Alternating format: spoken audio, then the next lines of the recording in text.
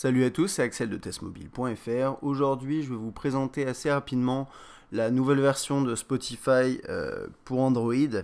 En fait, Spotify a mis en ligne une nouvelle version de son client pour Android et il n'est pas en ligne publiquement sur le Play Store. Il a été publié en avant-première entre guillemets sur leur blog et via des chaînes d'email pour qu'on l'essaye et qu'on donne nos premiers retours. Et c'est vraiment un gros renouveau de l'interface. Alors je sais pas si vous vous rappelez un peu à quoi ça ressemble normalement Spotify, mais Spotify ça ressemble à quelque chose. C'était pas mal déjà, mais c'était avec un fond gris sombre qui ressemble pas mal à ce qu'on a dans le client desktop sur votre ordinateur par exemple, qui était pas mal du tout. Mais là ils sont passés à un niveau au-dessus. Donc pour Android ils ont vraiment pris Ice Cream Sandwich, le thème Holo, et ils l'ont complètement adopté de A à Z sur pas mal de choses. Et vous avez également ce petit menu sur le côté. Donc en quoi c'est du Ice Cream Sandwich ici? Bah, c'est parce qu'on a tous ces éléments très carrés. Voilà, vous rentrez dans vos listes ici, toc. Vous allez avoir ici la liste de vos morceaux et c'était pas du tout comme ça avant. C'est beaucoup plus fluide. On a normalement le défilement latéral. Alors attendez, je vais voir où est-ce qu'on l'a déjà. Toc, ça va être quand vous jouez un morceau. Ça, vous l'avez de toute façon. Quand vous jouez un morceau, vous pouvez défiler sur les côtés. Et ça, c'est quelque chose qu'on avait déjà, mais qui était beaucoup moins fluide, beaucoup moins bien intégré. On a un nouveau lecteur ici, avec la pochette en grand. Tout ça, c'est beaucoup plus fluide. Et puis, c'est 100% compatible avec Ice Cream Sandwich, ce qui n'était pas vraiment le cas avant. Ça marchait, mais personnellement, sur le Galaxy Nexus, moi, l'application Spotify plantait très régulièrement. Là, depuis que j'ai installé ce client-là, ça marche très bien. Ici, on a des nouvelles options où on peut accéder à la liste de l'artiste, pardon. Et ce qui est intéressant ici, c'est que ces fiches-là, enfin pour moi, c'est le plus gros changement, le changement le plus intéressant finalement en termes de fonctionnalité, pas en termes d'interface, c'est l'accès aux fiches des artistes de manière vraiment complète.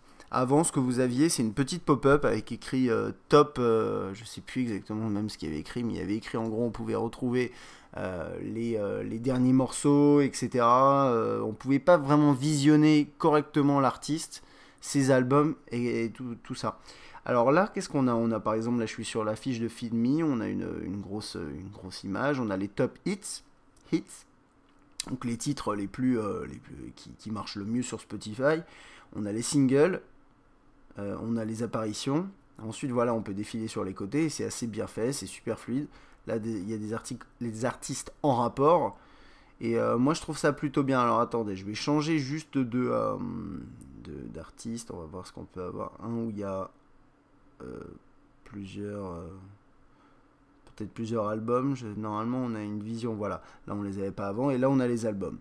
Donc on peut par exemple sélectionner un album et là voilà on a une page qui se charge, la page de l'album avec tous les titres qui sont listés. Et ça c'est quelque chose qu'on n'avait pas dans la précédente version et qui d'après moi manquait vraiment. Ensuite on a ça, donc en bas, hop, vous appuyez ici et vous avez le lecteur. Avant c'était un élément qu'on tirait, une sorte de tiroir assez mal fait, il faut bien le reconnaître. Là vous avez toujours ce menu là, hop. Donc voilà, une update plutôt intéressante. Alors là, j'ai le changelog sous les yeux, je vais vous le lire très rapidement. Donc ils disent une nouvelle application compatible Android 4.0. La précédente était compatible, c'est juste qu'elle marchait assez mal et elle buguait. Donc là, elle est vraiment compatible. Une refonte complète du design, bah ça c'est sûr. Hein, il y a vraiment un nouveau design, une navigation plus fluide, je valide. Une application plus sociale. Alors c'est parce que maintenant, il y a une intégration avec ici avec Facebook qui met Show what I listen to on my profile. Et ça fait que finalement vous avez la possibilité d'afficher en temps réel ce que vous écoutez et sur votre profil Facebook. C'est un petit peu ce qu'on a déjà dans Spotify, c'est tout le côté social et vous pouvez l'activer, désactiver. Et un truc qui est intéressant également, c'est ici au niveau de la qualité, vous pouvez changer et mettre jusqu'à extrême. Et je crois que c'est en 320. Ouais, il me semble que c'est ça. Alors après, bon, c'est à voir et c'est en fonction de votre connexion aussi. Si vous êtes en 3G et que ça capte pas très bien, bah, vous pouvez baisser la qualité. Normalement, je pense que ça s'adapte automatiquement, mais peut-être pas si on doit choisir ici. Et vous avez toujours ces options-là. Et voilà, ça c'est typique Ice Cream Sandwich, quoi, ce genre de petit switch. Et c'est plutôt bien. Alors qu'est-ce qu'on a d'autre? hop, des images d'artistes en haute résolution. Bon, apparemment, oui. Des artistes, des images plus sympathiques, l'affichage des artistes similaires, ça c'est quelque chose qu'on n'avait pas apparemment. Et une application bien plus rapide, bon ça c'est lié à la fluidité de toute façon. Ensuite vous avez bien sûr l'inbox, avec la possibilité d'accéder à tous vos fichiers, à tous vos morceaux. Alors désolé, j'ai dû flouter un peu ce qu'on voit là, mais bon voilà, vous avez vos réceptions, les morceaux qu'on vous a envoyés.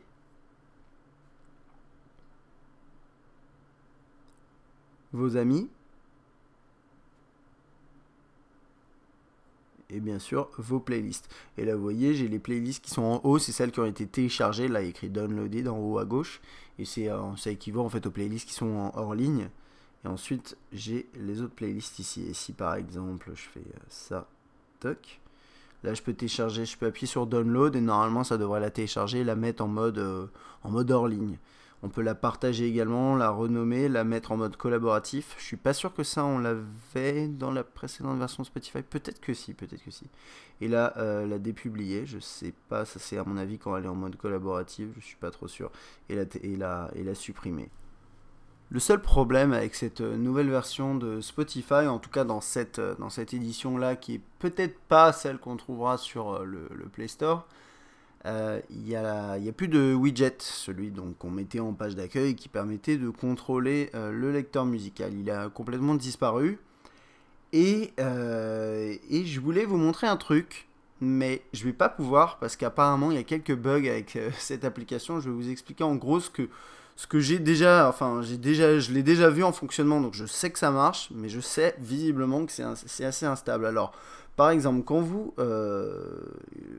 vous lisez sous ICS un fichier musical, quand vous vous mettez ensuite dans ce mode-là, voilà, vous avez ici un bloc avec le visuel du fond et la possibilité de contrôler la musique. C'est quelque chose qui est avec le lecteur musical par défaut, mais qui peut être intégré avec des applications tierces, comme par exemple ce lecteur de podcast. Okay, et ça, c'est quelque chose que j'ai constaté également avec Spotify, donc qui peut, d'une certaine façon, compenser l'absence de widget, enfin de la disparition de widget. Le seul problème,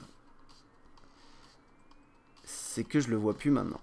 Donc, je sais pas pourquoi. Je peux vous garantir que c'est quelque chose que j'ai vu et qui marchait très très bien. Je trouvais ça génial. Et là, juste pour la démo, ça ne marche pas. Alors, je me permets d'interrompre cette vidéo une petite minute parce qu'en fait, j'ai trouvé la solution. Visiblement, comme c'est une application en version bêta qui n'est pas proposée sur la place de marché Android, il y a quelques bugs et cette fonctionnalité, je l'ai bien vue, mais pour une raison que j'ignore, elle a disparu. Donc ça, je crois que c'est 100% ICS, c'est que sous ICS que ça marche, Ice Cream Sandwich. Donc ça a été vu sur le Galaxy Nexus, sur le One X notamment. Je pense qu'il y a d'autres appareils sur lesquels ça s'affiche. Et si vous ne voyez pas cette fonctionnalité s'afficher, il faut aller dans les paramètres des applications. Donc vous allez dans paramètres applications, vous choisissez Spotify. Et vous faites ensuite supprimer les données. Alors je vais essayer de retrouver très rapidement le nom exact de l'élément à supprimer. Mais ça s'appelle, je crois, supprimer. Ça s'appelle effacer les données. Voilà. Et ensuite, après, vous relancez l'application et ça devrait s'afficher de cette façon. C'est un bug et à mon avis, ça devrait être corrigé d'ici la sortie officielle, enfin définitive de l'application, de cette nouvelle mise à jour. Voilà. Je crois avoir fait vraiment le tour. Là, on a les playlists. Qui s'affiche là comme ça. On a hop les morceaux, on peut faire download playlist, on peut la mettre en collaborative et on a les subscribers après. Ici elle est en anglais, je sais pas si elle est traduite, je crois même pas que l'application telle qu'elle est encore aujourd'hui est traduite.